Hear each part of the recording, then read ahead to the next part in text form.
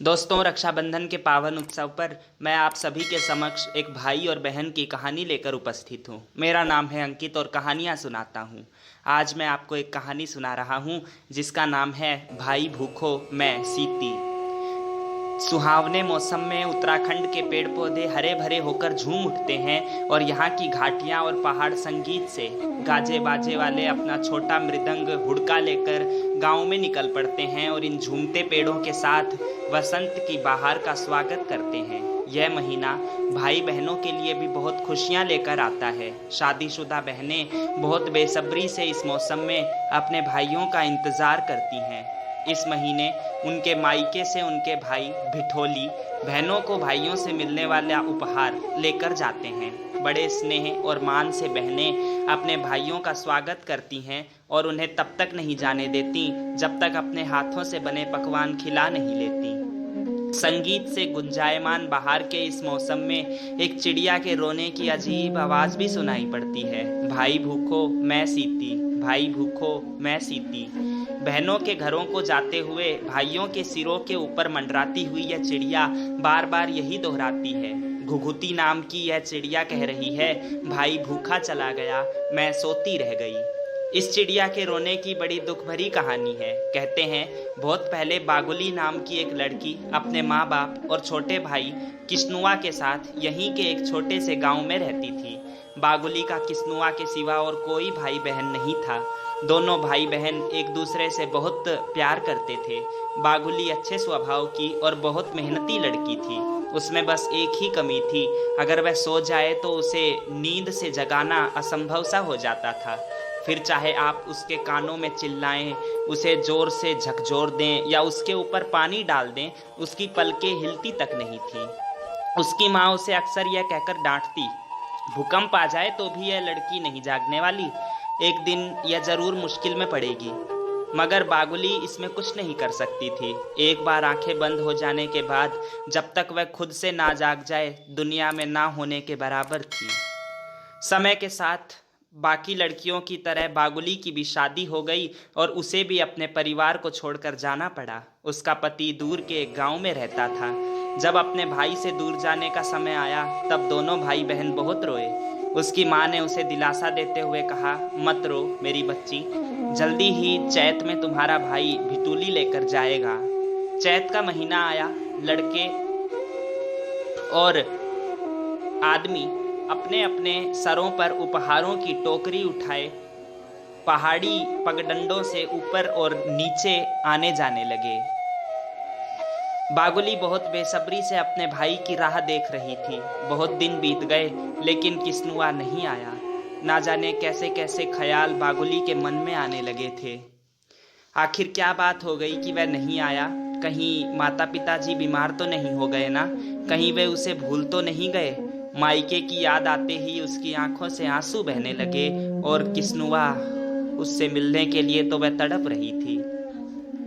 घर के कामकाज, जानवरों की देखभाल और खेतों में काम करने के बाद अपने आप को व्यस्त रखने की कोशिश करती, लेकिन उसकी आंखें जब तब रास्ते पर बड़ी उम्मीद से अपने भाई को ही ढूंढ रही थीं। बहुत दिन बीत गए, अभी तक किश्नुआ बागुली के लिए भिटोली लेकर नहीं आया था। एक दिन बाकी दिनों की तुलना में दिन कुछ ज़्यादा ही गर्म था। बागुली खेती करके बहुत थक चुकी थी। मायके से आने वाले रास्ते को टकरते टकरते उसकी पलकें भारी हो रही थी। दोपहर होते होते वह ऊँघने लगी थी और जल्दी ही वह सो भी चुकी थी।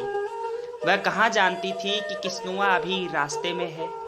प्यारी बहन से मिलने को आकुल वह गुनगुनाता हुआ पहाड़ की ढलानों और नदी की धारा में जैसे छलांगे मारता हुआ आगे बढ़ रहा था।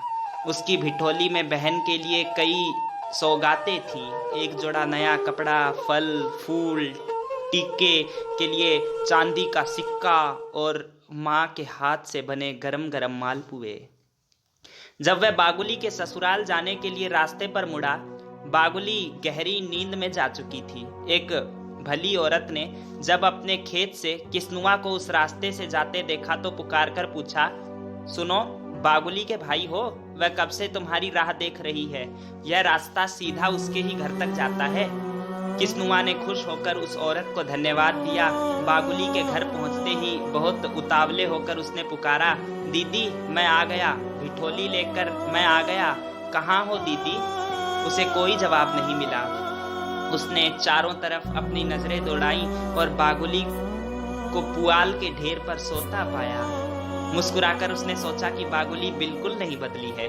उसे अपनी टोकरी उसके पास रखी और फिर से पुकारा, दीदी मैं आ गया हूँ, तुम्हारा किसनुआ आ गया है। फिर भी बागुली हिली तक नहीं। उसे उसके पैरों में गुदगुदी लगाई, धीरे से उसका दुपट्टा खींचा जैसे वह पहले किया करता था, लेकिन उसकी बहन ने करवट बदली और सोती ही रही, उठी नहीं। किसनुआ ने एक लंबी सांस ली। वह बुरी तरह थक गया था और उसे भूख भी लग रही थी।